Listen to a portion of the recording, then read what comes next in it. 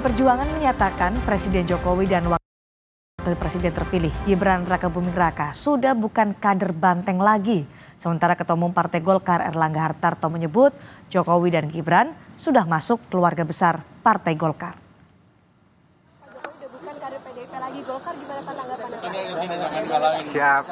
Ketua Umum Partai Golkar Erlangga Hartarto menyatakan Presiden Jokowi dan Wapres terpilih Gibran Rakabuming Raka sudah masuk ke keluarga besar Golkar. Erlangga menyatakan selama ini Jokowi sangat dekat dengan Partai Golkar, sedangkan Gibran Rakabuming Raka merupakan sosok yang direkomendasikan Golkar sebagai cawapres melalui Rapimnas resmi. Pak Jokowi itu dekat dengan Partai Golkar. Dan kedua, Pak Gibran itu mendapatkan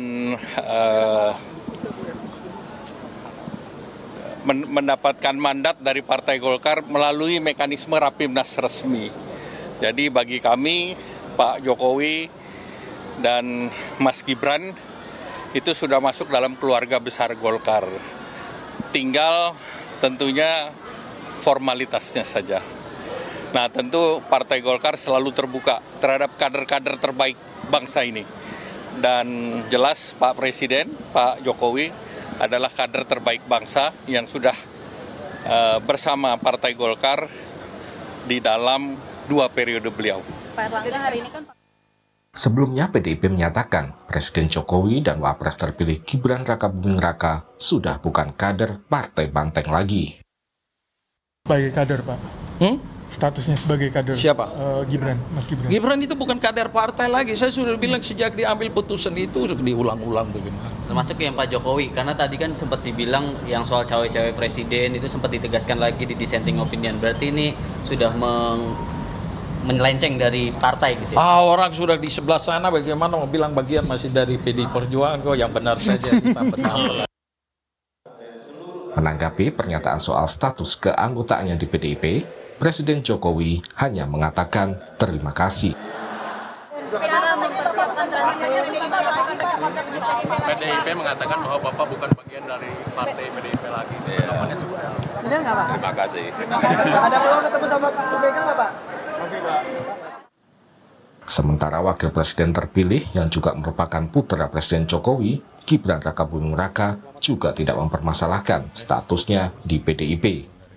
Gibran mengaku hingga kini belum berpikir untuk pindah ke parpol lain. PDIP menyatakan bahwa Pak Jokowi dan Mas Gibran bukan lagi bagian dari partai. Ya udah nggak apa-apa. Mungkin kalau dengan itu ada partai yang baru mungkin ya untuk benar-benar. Belum ada pembahasan ke situ ya. Tunggu aja nanti. Bapak juga belum membahas soal itu juga. Saya tidak tahu ya. Tanyakan ke beliau sendiri. Tapi tanggapan Mas Gibran bahwa ini kan semacam kayak dipecat dari partai gitu. Sempat ada rasa kecewa gitu mungkin. Nggak apa-apa, dipecat ya nggak apa-apa. Ya, makasih. Meski Jokowi dan Gibran hingga saat ini tidak menyatakan secara tegas bergabung dengan Partai Golkar, namun keduanya telah menunjukkan sinyal kedekatan dengan Partai Golkar. Beberapa kali Jokowi terlibat pembicaraan berdua bersama Ketua Umum Partai Golkar Erlangga Hartarto. Jokowi juga pernah mengenakan dasi kuning yang diartikan banyak pihak sebagai bentuk kedekatan dengan Golkar. Sedangkan Gibran saat menjadi wali kota Solo juga didukung oleh Partai Golkar. Bahkan Golkar menjadi parpol pertama yang mengajukan Gibran sebagai cawapres Prabowo Subianto di Pilpres lalu. Tim Liputan, Kompas TV. PDI Perjuangan sudah bukan menganggap kadernya lagi. Jokowi dan Gibran kemudian disebut sudah masuk keluarga Partai Golkar. Kita ulas isu ini bersama politisi Partai Golkar Dev Laksono dan pakar politik Universitas Erlangga Pribadi. Selamat malam Bung Dev, Pak Erlangga. Selamat malam, Pak Erlangga.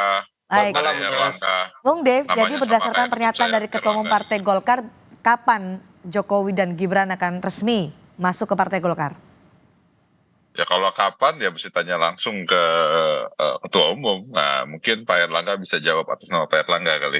Karena kan hanya menunggu formalitasnya saja kata Pak Erlangga.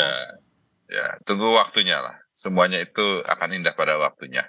Yang jelas Golkar selama 10 tahun terakhir Presiden Jokowi memimpin. Beliau menjadi bagian dari keluarga Partai Golkar, dan Partai Golkar selalu menjadi pilar utama daripada pemerintahan Presiden Jokowi. Semua kebijakan program beliau kami bantu, kami kerjakan, dan kami realisasikan seluruh pikiran dan juga impian dan juga harapan beliau. Dan kami yakin ke depannya di bawah pemerintahan Presiden Prabowo dan Mas Gibran, semua itu akan lebih tercapai, dan Golkar ada di situ untuk memastikan transisi dan penyelesaian seluruh program-program pemerintahan saat ini dan ke depan. Kalau menunggu formalitasnya kan biasanya menunggu momen yang tepat, menunggu waktu yang tepat. Adakah momen yang ditunggu Partai Golkar untuk secara formal menyatakan Jokowi dan juga Gibran sebagai anggota Partai Golkar?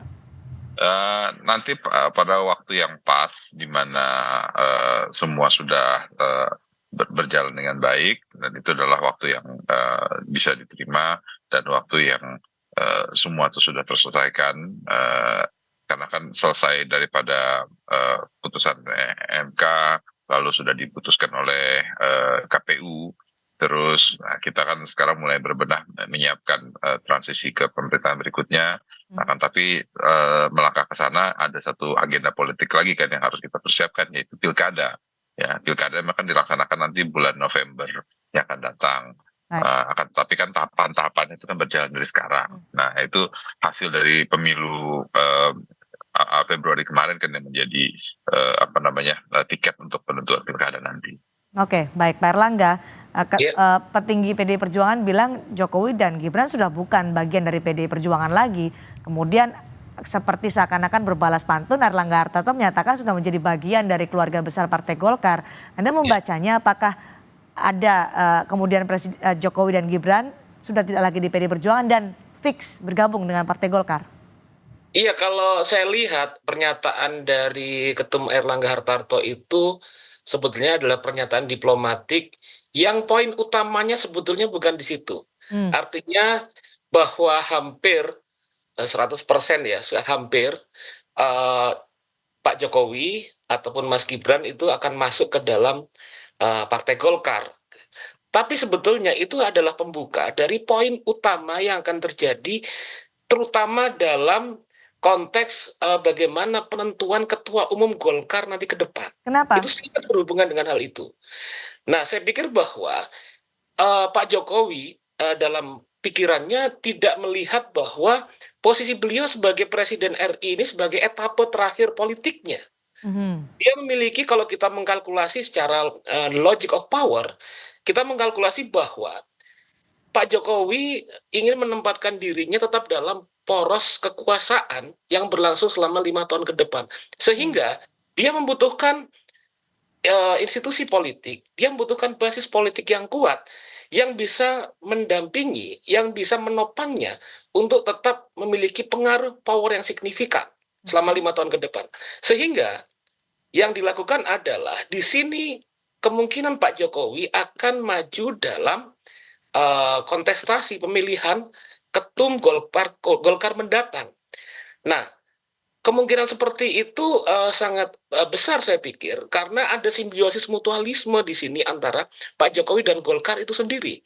Di satu sisi Pak Jokowi membutuhkan instrumen politik yang kuat, yang kokoh untuk menempatkan beliau tetap berada dalam, tidak hanya di orbit kekuasaan, tapi memiliki pengaruh yang signifikan dalam konteks power. Di sisi yang lain, hal itu kemudian menguntungkan Golkar itu sendiri. Karena dengan tampilnya Pak Jokowi, political bargain dari Golkar dalam konteks koalisi Pak Prabowo itu sangat kuat. Tapi bahwa hal tersebut bukan hal yang mudah. Karena kita tahu bahwa faksionalisasi atau pikiran-pikiran dan posisi politik dari elit-elit utama dalam Golkar sendiri tidak monoton, tidak homogen, tapi juga panjang. Sehingga di sini Pak Jokowi harus membangun konsensus politik di antara elit-elit utama di Golkar untuk masuk dalam kompetisi ketum Golkar mendatang. Oke, betulkah demikian, Bung Dev, bahwa Presiden Jokowi akan diajak masuk ke Partai Golkar atau kemudian akan menjadi ketua umum Partai Golkar seperti yang dianalisa oleh Pak Erlangga? Ya, Ini kalau yang jawab Pak Erlangga satu lagi pasti jawabnya beda ya. Yang jawabnya Pak Erlangga dari Erlangga, bukan Erlangga dari Golkar. Ya nggak, ya pandangan pengamat sih ya sah-sah saja. Namanya pengamat kan pasti memiliki pandangan yang yang namanya dari pengamat ya dari luar kan. Beda dengan dari kami. Kalau kami kan mengetahuinya dari dalam. Ya. Kalau dari dalam sendiri sih sudah solid semua pemegang suara ya.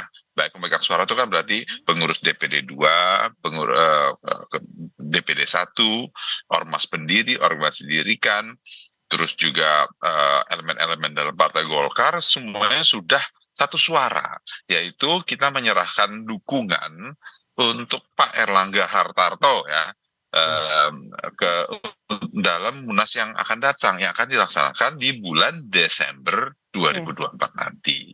Jadi di bulan Desember presidennya kan sudah bukan Pak Jokowi lagi, presidennya sudah Pak Prabowo ya. Nah jadi ya, situasi politiknya tentu sudah berbeda.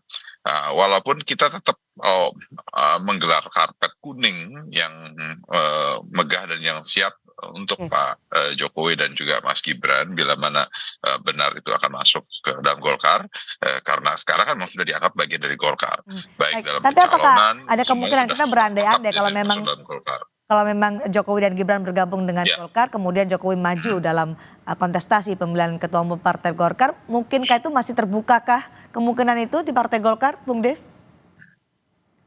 Ya tunggu saja di Munas yang akan datang ya Mbak ya. Kalau ditanya kemungkinannya mana, kita lihat Munas yang akan datang, karena kan pencalonannya itu pada saat nanti diputuskannya pada saat Munasnya bulan Desember. Jadi ya nanti tanya lagi pada Tapi saat kalau maju nggak masalah kan 2024. memberikan kesempatan untuk itu. Ya itu harus dibahas, nanti diputuskan oleh para pemegang suara atau karena pengurus Golkar. Ya, karena sudah dianggap sebagai keluarga besar Partai Golkar, apakah ada posisi yang disiapkan untuk Jokowi dan Gibran? Oh, tentunya sudah menjadi bagian keluarga besar, ya, sudah menjadi tempat kehormatan buat Partai Golkar sendiri untuk Pak Jokowi dan Mas Gibran masuk, dan sudah ada posisi yang amat terhormat buat beliau-beliau itu di dalam posisi apa itu, Bung Dev, yang disiapkan? Ya, sebagai keluarga besar Partai Golkar. Bukan posisi sebagai Dewan Pembina atau posisi-posisi penting lainnya? Karena kan ini disebut kader terbaik, Jokowi adalah presiden dan disebut sebagai kader terbaik oleh Erlangga Hartarto, kader terbaik bangsa. Jokowi itu adalah pengayom bangsa, jadi beliau itu adalah pemangku terhadap semua partai politik dan semua elemen bangsa. Nah khususnya dalam hal ini Partai Golkar ya, beliau adalah memiliki tempat yang amat terhormat di dalam Partai Golkar dan juga di dalam hati sanubari seluruh kader Partai Golkar. Oke, dari jawaban Bung Dev ini kira-kira ada posisi yang sudah disiapkan oleh Golkar untuk Jokowi, Pak Erlangga? Iya, kalau kita lihat sebetulnya kan ya Mas Dev sorry ya, saya kan pengamat kan biasa menganalisis. Jadi kalau dari omongnya Mas Dev tadi, bahwa saya melihat bahwa ruang bagi Pak Jokowi dalam Munas mendatang, dalam posisi terhormat, dalam posisi nomor 1, number 1 di Golkar, bukan sesuatu hal yang tertutup sama sekali kemungkinannya. Karena politik itu dinamis. Sekarang dalam kesepakatan perbincangan di antara elit mungkin mengarah pada dukungan terhadap Pak Erlangga Hartarto gitu. Tapi bisa jadi bahwa dalam dinamika dan perkembangannya yang berlangsung adalah kesepakatan. Dan juga misalnya posisi Pak Erlangga sendiri dukungannya kepada Pak Jokowi. Hal itu tidak tertutup kemungkinan yang muncul. Tapi lagi-lagi saya bilang bahwa itu membutuhkan political effort yang tidak mudah untuk kemudian sampai perlu mengubah ADART Partai Golkar? Itu menjadi bagian, jadi kalau kita melihat bahwa dibutuhkan kesepakatan konsensual dari seluruh kader partai dan elit Partai Golkar, karena kalau kita melihat beberapa waktu ke belakang elit Golkar, kalau nggak salah Pak Abu Rizal Bakri memberikan statement bahwa hal itu harus mendapatkan dukungan dan konsensus. Apabila ingin jadi besar, karena Pak Jokowi sendiri belum sampai 5 tahun menjadi kader atau keluarga besar dari Golkar secara formal. Mungkin kalau secara informal keluarga besar sudah cukup lama gitu kan. Nah, dalam konteks ini, maka kemudian perkembangan dan dinamika di mana satu sama lain harus kita letakkan dalam konfigurasi kekuasaan, konfigurasi of power, dalam orbit politik yang ada secara 5 tahun ke depan, maka kemudian hal-hal yang tadi saya utarakan itu sangat masih terbuka peluangnya terjadi. Oke. Menunggu di bulan Desember, Pak Erlangga, pada saat Munas. Pak Erlangga? Ya, sorry. Apakah menunggu di bulan Desember pada saat Munas itu kita akan melihat bahwa Joko Iya, saya Widodo akan menjadi Ketua Umum Partai Golkar? Ya, kita akan saksikan perkembangan dan dinamikanya sampai Desember gitu, karena Iya. kemudian, ya. Baik, kalau Jokowi menjadi Ketua Umum Partai Golkar kan ini presidennya Prabowo Subianto. Anda melihat bagaimana nanti perjalanannya pemerintahan ketika Partai Golkar di parlemen kan kita lihat kursinya juga banyak di parlemen dan kemudian presidennya adalah Prabowo Subianto. Ada matahari kembar nggak sih nanti? Itu salah satu kemungkinan. Ada kemungkinan lain, satu sama lain dari aktor politik dan kekuatan politik ini memiliki keuntungan dan simbiosis mutualisme. Karena di satu sisi itu menunjukkan bahwa Pak Jokowi sendiri memiliki basis institusi politik yang kuat, yaitu Partai Golkar. Dan di sisi lain Partai Golkar mendapatkan figur yang masih memiliki power meskipun sudah tidak lagi menjadi presiden. Masih memiliki political power yang cukup kuat. Dan Pak Jokowi sendiri people darling sampai sekarang. Hal Kita akan tunggu. Pertimbangan, Kita akan tunggu apakah nanti akan ada kejutan di Munas Partai Golkar bulan Desember. Terima kasih Bung Dev Laksono, terima kasih juga Pak Erlangga sudah bergabung di Sapa Indonesia Malam. Selamat malam. Saudara, Capres terpilih Prabowo Subianto